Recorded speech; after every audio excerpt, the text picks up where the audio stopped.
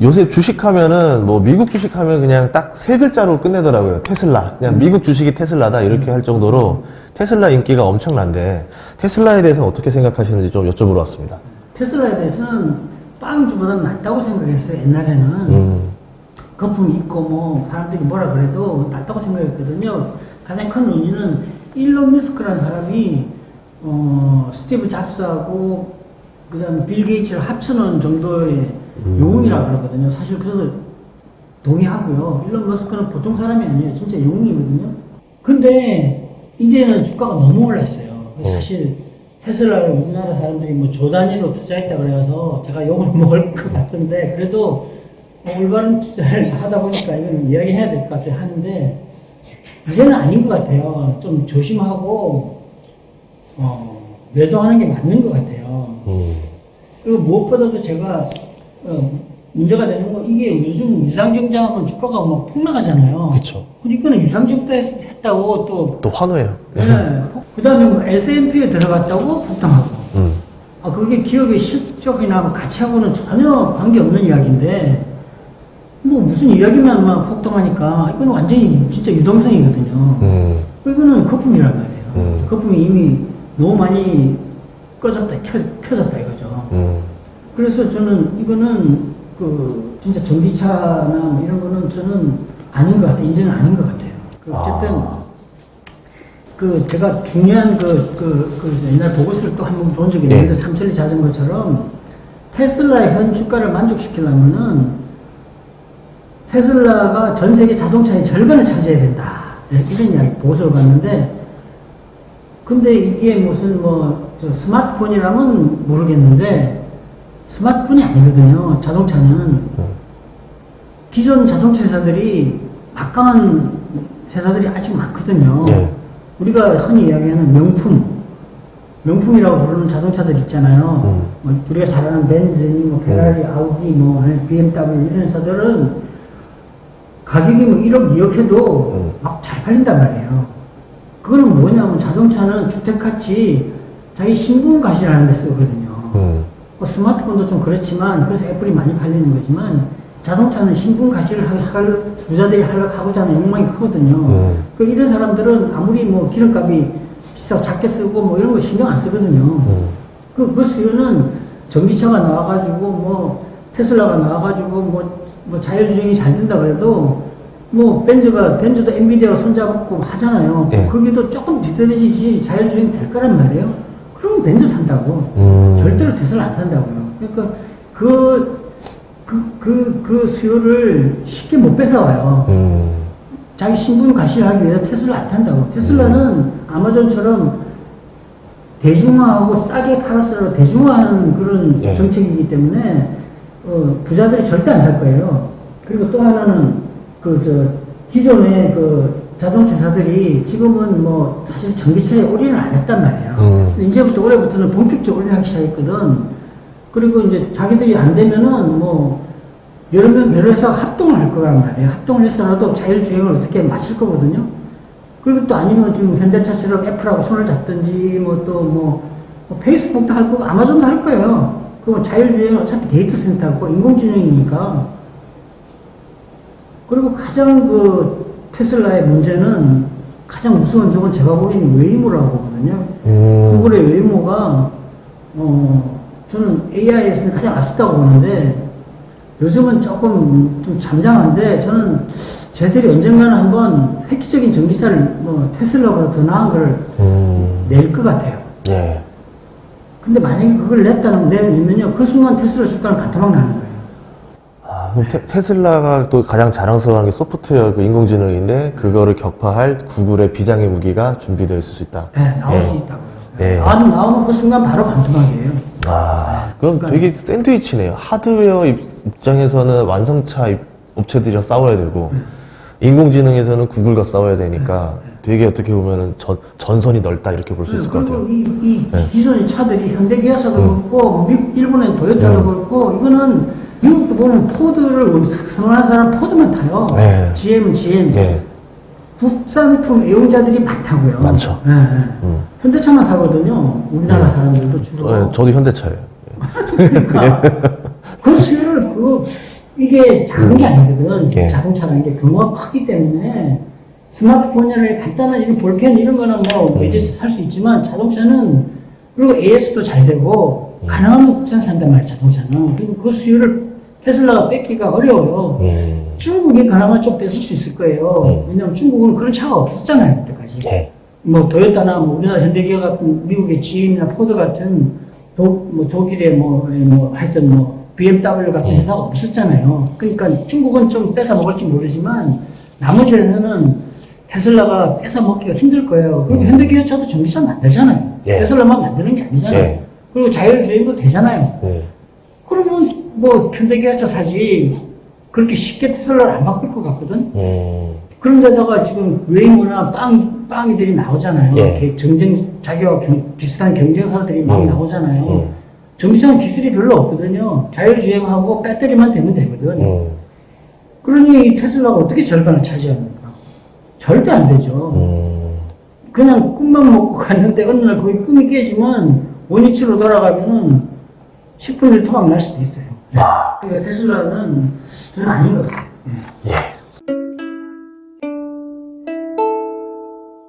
현대 기아차도 그렇고 GM도 그렇고 지금 LG전자도 그렇고 이제 뭐 전기차와 뭐 협약을 맺었다 아니면 전기차로 가는 영향을 내 길을 간다 이런 이야기들이 나오면 뭐 상한가를 가기도 하고 지금 들어보셨어요? 현슬라 기슬라 아세요? 현대차가 테슬라다 그러니까 주가 모양새가 테슬라처럼 간다 지금 막 난리가 나 있어요. 그래서 이거에 대해서 좀 어떻게 생각하시는지 좀 알고 싶습니다. 그래 저는 이것도 아닌 것 같아요. 이거 뭐 거기에 투자하시는 분들이 많아가지고 제가 욕을 먹겠지만 뭐 저는 단단한 투자를 주장하는 사람이니까 할 수 없이 오늘 얘기를 할게요. 이거는 해야 될 것 같아서 GM도 지금 전기차 생산 많이 한다고 해서 주가가 폭등하고 현대차도 뭐 애플하고 한다고 해서 폭등하고 수소차 한다고 폭등하고 그러니까 이게 좀 이상하거든요. 저는 이게 완벽하게 99년 IT 버블하고 지금 현재 전기차는 같다고 보거든요. 왜 그런가 하면은 그 당시 IT 버블은 진짜 빵주보다는 아예 형체도 없는데 미래의 성장성만 보고는 어마무삼하게 올랐잖아요. 물론 현대기아차가 뭐 그렇게 어마무삼하게 오른 건 아니지만 그래도 좀 지나치게 오른 건 아니죠 지금. 자 내가 예를 들어 볼게요. 전인구 씨가 좀 있으면 전기차 살 거 아니야, 그죠? 네. 전기차 사면은 전기차하고 지금 있는 차하고 두 대 몰고 다닐 거예요? 하나 팔아야죠. 그러니까. 예. 그죠? 예. 자, 현대기아차가 전기차를 만들면은 지금보다 차량 대수가 늘까요, 줄까요? 아, 총량은 똑같다는 거네요. 아니, 총량은 도리어 예. 줄 수밖에 없어요. 왜냐면 전기차는 새로운 탑거수들이 나오잖아. 아. 테슬라도 있고, 그 다음에 웨이모도 나올 거고, 뭐 예. 기타 뭐 중국의 전기차도 많고, 그러니까 차량 대수는 줄 수밖에 없어요.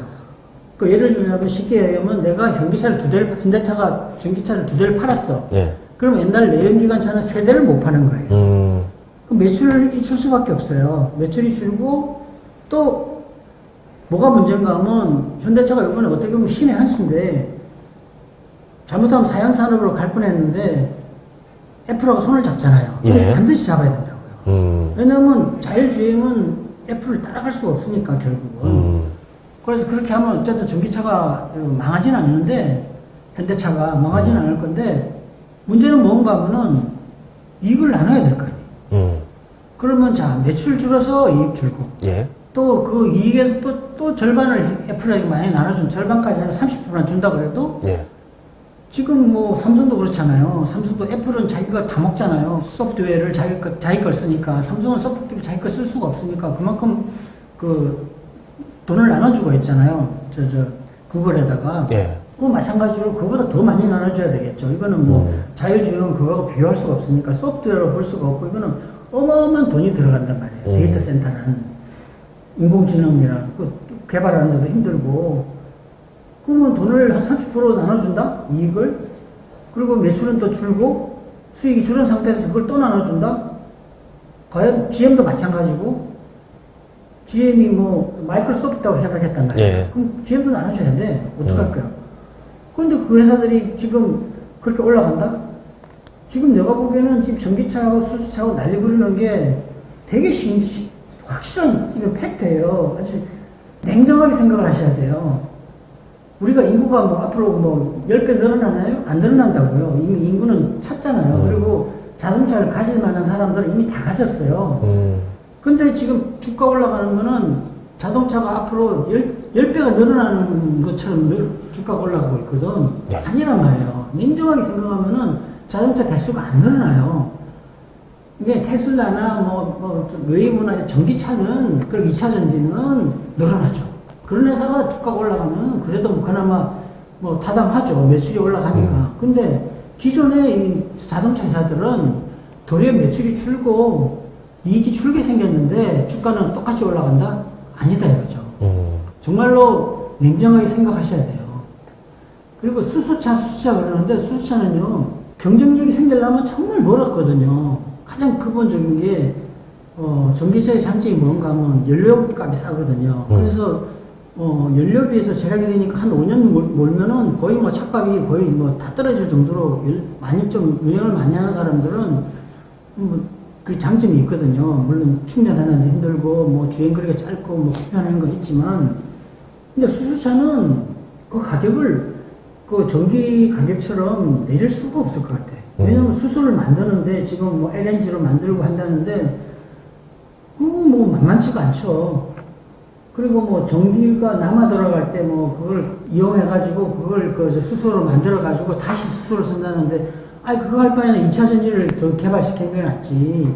그 우리가 말하는 ESS 큰 거 그거를 하는 게 훨씬 절약하고 경제적이죠. 그걸 뭐 남아 돌아오는 전기를 가지고 수소를 만들고 그럴 필요가 있나요?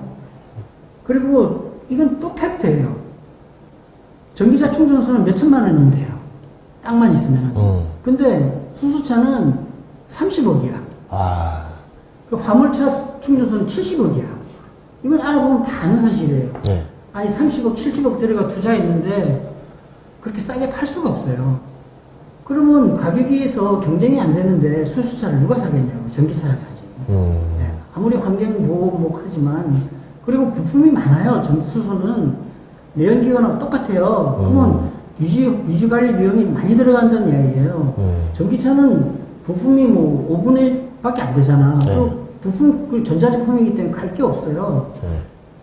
갈 필요가 없어요. 그리고 배터리가 문제지만 배터리도 언젠가는 뭐 좋아질 거고. 네. 현대 기아차보다 더 문제는 이거 현대모비스 같은 부품사들이란 말이에요. 부품도 뭐 예를 들면 전기차에 새롭게 들어가는 부품사들은 좋죠. 경쟁이 성장성이 좋고 미래가 밝은데, 지금 내연기관에만 하는 부품사들은 안 되는 거죠. 네. 앞으로 뭐 부품 수요가 없는데 공급을 하면 뭐하냐고요. 사양산업 될 수밖에 없어요. 쌍용차 같은 경우도 이건 텔레비 옛날 브라운관이에요. 뭐 안 되죠. 뭐 어떻게 할 거야. 작업력도 안 되고 마케팅도 안 되고 2차 전지도 안 되고 뭘 할 거예요. 전기차도 안 되고 시간 문제죠. 뭐. 네. 그러니까 자동차 부품도 그렇고 새로운 부품 말고요. 전기차 부품이 아니고 기존의 부품사들은 안 돼요. 현대모비스 그러니까 지금 뭐 많이 올라가는데, 나는 애플이 뭐 배터리 만들어가지고 현대모비스에 기술을 주면은 모를까. 무엇 때문에 올라가는지 모르겠어요. 그리고 2차 전지는요, 새롭게 엄청난 수요가 늘어날 거 아니에요. 자동차가, 전기차가 늘어나니까. 그러니까 그거는 뭐 성장성이 있는데, 충분히 새로운 사업이 될 수 있는데, 또 그것만이 아니고, 전기차만이 아니고, 우리가 ESS라고 얘기하잖아요. 태양광이 언젠가 에너지를 대신할 건데, 그걸 하려면 ESS가 필수적이라고. 너무 규모가 크고, 너무 고가고, 또 위험하고 폭발하고, 이런 걸 다 해결하려면은 시간이 많이 걸린단 말이에요. 그래도 계속 발전을 하겠죠. 그것도 2차 전지거든요. 그리고 또 하나는, 제가 그랬잖아요. 옛날에 한전이 사양산업 된다고, 이제 집안에 사과 박스 크기 하나에 그 2차 전지만 있으면 그거 가지고 뭐 아주 오랫동안 한전 전기 없이 쓸 수 있다 이거죠. 태양광에서 충전해가지고. 그 모든 가정이 2차 전지를 하나씩 보유하고 있다. 뭔가 이마트에 가서 살 수도 있다. 얼마나 수요가 늘어나겠어요. 네, 그러니까 엄청난 성장성이 있어요, 2차 전지는.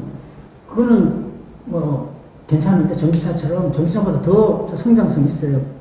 반도체 못지 않아요, 제가 보기. 그래서 우리나라가 2차 전지에서 지금 두각을 나타내는 거는 정말 우리나라 산업이 주로 제조업 위주였는데 반도체 못지않은 게 나왔기 때문에 국가 발전에는 큰 그 이미지 도움이 되는 일이 이제 생길 거예요. 근데 이제 문제가 뭔가 하면 저는 이것도 또 절차선지도 문제가 있는 게 테슬라예요.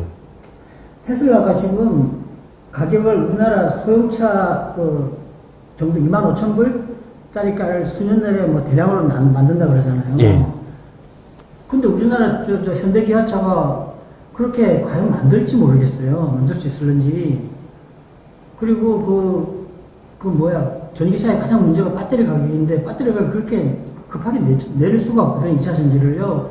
근데 제가 지금 걱정하는 거는, 이 테슬라가 지금 배터리도 개발하고 있는데, 얘들이 언젠가 뭐 획기적인 걸 만들어가지고, 특허를 내버리면은, 우리나라 2차 전지는 어떡하냐 이거지. 그리고, 그러면 물론 그래도 팔겠죠. 테슬라가 그걸 그 배터리를 현대차나 GM에 주지는 않을 거니까, 자기 차에만 써도 충분한데, 그러면은 가격 경쟁력에서 이길 수 있겠네요, 그죠? 물론 보조금이라는 게 있으니까 지금은 버티지만, 이게 자동차 대수가 늘어나면은, 국가가 돈이 없어 다 줄 수가 없어요. 그러면 보조금은 결국 다 사라질 건데, 테슬라가 가격이 월등하게 싼 거를 배터리 때문에 만들어내면은, 우리나라 2차 전지 회사들도 그렇고, 우리나라 전기차 회사들도 그렇고, 우리나라뿐 아니라 미국도 그렇고, 굉장히 어려워지는 거죠. 근데 저는 그게, 이 일론 머스크 이 사람이 워낙 천재니까, 영웅이니까, 그럴 가능성이 있다 보거든요. 왜냐하면 이 사람이 전기차만 한 게 아니잖아요. 우주여행도 이 사람이 지금 획기적인 걸 지금 개발했잖아요. 네. 옛날에는 가서 그걸 다 떨어뜨리고 갔는데 조그만 것만 돌아와서 지금 그걸 다시 그대로 갖고 와서 재활용을 한, 이건 어마어마한 거예요. 비용을 어마어마하게 절약한 거거든요.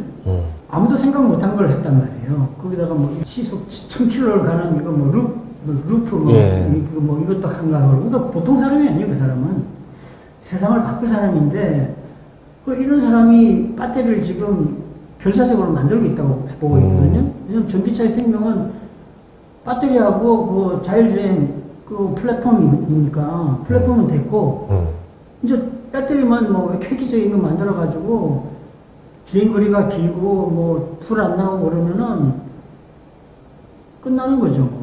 진짜 절반 이상 테슬라가 차지하겠죠. 그럼 현주가가 이제 만족하는데, 그것도 사실 불확실하니까 현주가가 너무 비싸다는 거고, 만약에 그런 시절이 오면 테슬라 지금 주가 훨씬 더 올라가겠죠, 또. 그럼 테슬라가 옛날에 삼성전자가 될 수도 있는 거네요. 반도체처럼 또 싸움해서. 그렇게 되면 그렇죠. 예, 원가 경쟁력을 가지고 들어올 수 있다. 다 죽여버리고, 예. 독점 회사가 되겠죠. 예.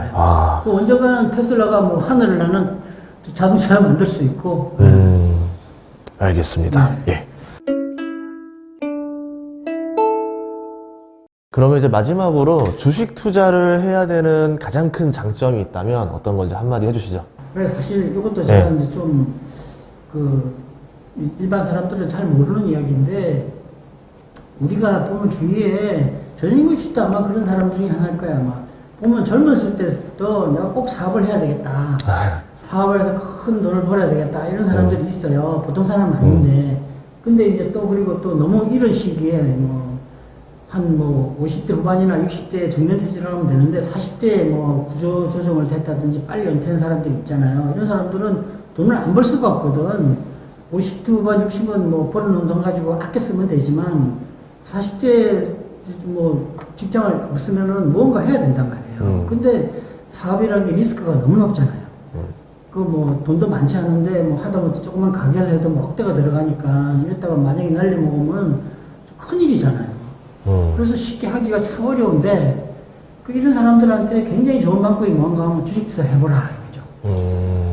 주식을 한 3년 정도, 큰 돈 아니고 한 1,000만 원 정도, 벌어도 될 돈 정도 가지고 하면은, 그리고 주식 투자는요, 가능하면 직장 다니면서 해야 돼요. 직장 다니면서, 월급 나오잖아요. 그러면서 그 돈, 공부 많이 할 필요는 사실 없거든. 재무제표 공부하고 뭐 공부해야 되는 기본적이고 누가 가르쳐줄 것도 없어요. 혼자 할 수 있는 거예요. 대부분 다. 자료가 많잖아요. 그리고 FM 가이드 같은 데 보면 보고서들 많고 뉴스 뭐 검색해가 보면 되고 공부를 하고 그런 사람들이 돈을 더 벌지 하루 종일 장 쳐다보고 전업 투자해가지고 성적 더 안 좋더라고. 그러니까 전업 투자하지 마시고 직장 다니면서 그만둘다 주기 전에 한번 3년 해와가지고 지수보다 성적이 좋든지 아니면 최소한 비슷하게만 나와도 사업하면 성공할 확률이 훨씬 높아요. 그런 사람은 사업해도 된다고 보거든요. 근데 만약에 지수보다 못하고 공부를 했는데도 불구하고 지수보다도 훨씬 못하고 그러면은 사업 안 하는 게 좋죠. 그래서 그런 큰 장점이 있어요. 예. 저희가 지금 촬영을 한 4시간 정도 했는데 그래도 4시간 동안 쉬지 않고 정말 많은 이야기를 해주셔서 고맙고요. 그래도 마지막으로 하나 더 강조하고 싶은 게 있는지 여쭤보고 싶습니다. 그래 이제 마지막 인사인데요. 이제 제가 다시 이제 하기는 사실 좀 많이 힘들 것 같아요. 근데 물론 아주 진짜 큰 그 문제가 큰 게 발생할 것 같다 그러면 하겠지만 이제 당분간은 정말 힘들 것 같고요. 그 이제 전문가에 대해서 제가 그 저번에 빼먹은 게 있어서 했고 그리고 이제 이번에 또 사실 좀 큰 조정장이 발생했잖아요. 그 문제가 뭔가 하면 이제 헤지펀드들이 레버리지 투자를 많이 하는데 쉽게 얘기하면 이렇게 해요. 이제 지금 사실은 지금 이런 이야기는 지금 이 방송에서 이야기는 안 하는데 그동안 무슨 일이 있었냐면은 미국 주식은 이제 좀 공매도를 치고 너무 많이 올랐으니까 이제 신흥국이 이제 앞으로 원자재 때문에 그렇고 좋다. 그래가지고 신흥국 주식을 많이 사고 롱으로 사고 숏은 미국 주식을 매도를 쳤어요. 근데 이게 1대1에다가 레버리지를 막 정말 5배를 해놨는데 이게 뭐냐 손해가 그냥 무한대로 났단 말이에요. 규모가 막 5배 막 손실이 나는 거예요. 투자. 근데 이거를 지금 갑자기 이걸 이제 숏 카버링을 해버렸어. 사서. 근데 이거를 돈을 다 주고 산 게 아니에요. 우리가 주식 살 때 10%인가 20%만 있으면 사잖아. 예. 그럼 나머지 80% 채워내야 돼요. 네? 자기가 돈 있는 거 샀는데 나머지 80%는 신흥국 주식을 팔아야 돼요. 그걸 해도 안 되니까 지금 빌리고 이러고 있거든요. 그래서 내가 어저께 하루로 끝나는 게 아니에요. 오늘도 계속되고 한 며칠 갈 것 같아요. 예. 그리고 또 문제가 뭔가 우리나라에서는 레버리지 투자를 너무 많이 하는 애들이 많단 말이에요. 얘네들이 이번에 죽는단 말이에요. 그 물건도 또 많지 않거든요. 그래도 대인들이 확실한 지금 타이밍이 들어올 자금이 워낙 많기 때문에 그 물량도 흡수하면서 살 거예요. 그래도 이게 한 며칠은 조정을 받고 근데 어떻게 보면 크게 보면 저는 우리나라 그 통합 개미들을 위해서는 이런 한번 조정장이 한번 온 게 저는 다행이라고 생각해요. 나중에 왜냐하면 더 크게 레버리지를 할 거거든요. 이렇게 계속 돈을 벌면은 그쵸. 벌기만 하면 사람이 욕심이 탐욕이 끝이 없어요. 그리고 이런 조정장은요 반드시 온다고요. 그걸 근데 몰라도 개미들은 한 번도 이런 적이 없었고 1년 내내 없었거든. 특이한 경우에 이거는 워낙 돈이 많아가지고 예를 들면 2003년에서 2007년까지 지수가 4배가 올랐지만 그때도 1년에 한 번씩 10%에서 20%까지 하락하는 큰 조정장 왔어요. 한두 달은 박살났다고요. 그때는 15% 떨어졌다 생각한 거예요. 지금 3,300에서 15%는 한 2,700, 800까지 떨어진 거잖아. 그러면 레버리지 쓴 사람, 많이 쓴 사람은 다 날아간 거예요. 그런 장이 반드시 와요. 1년에 한 번씩은. 아무리 그 급등장에도 그런 초호화장에도 오는데 그걸 지금 모른단 말이에요. 근데 요번에 그렇게까지 갈 것 같지는 않은데 워낙 돈이 좋아서 그래도 꽤 하락할 거란 말이에요. 그러니까 그런 장이 올 수 있다는 걸 한번 깨우치는 계기가 됐기 때문에 잘 될 수 있어요. 그리고 다시 마지막으로 강조하지만 앞으로 2년 동안은 굉장히 안전하다 그랬잖아요. 주식투자에서. 네. 이런 기간은 아마 없을 거라고. 특히 우리나라에서는 돈의 힘이 너무나 커가지고. 근데 그 중에서도 아주 심플해요. 정말 이건 진실이거든요. 너무 쉬운 건데 사람들은 이런 걸 왜 생각을 안 하는지 모르겠어요. 우리가 경기민감주 그러잖아요, 지금. 네. 그러니까 경기민감주에 투자하면 돼요. 지금은 성장주 하지 말고, 너무 많이 올라간 거 하지 말고. 경기민감주는 지금 보면요. 작년 초 주가보다도 뭐 20, 30% 떨어진 것들이 많아요. 지수는 이미 2천에서 3천 50% 이상 올랐어요. 근데 경기 민감주가 대체적으로 없으면 못 사는 필수적인 업종들이 많아요. 그거 없으면 우리가 지금 못 살아요. 근데 단지 그놈의 바이러스 때문에 활동을 못 하니까 매출이 들고 수익이 줄어가지고 이렇게 하락을 했고 다른 종목들 많이 올라갔는데, 근데 자 보세요. 바이러스만 해결되면은 그건 원상복귀 될 거는 뻔하잖아요. 그쵸, 그죠? 예, 그쵸, 예. 그러면은 옛날에 매출하고 수익이 나온단 말이야. 옛날 주가는 돌아간다고요.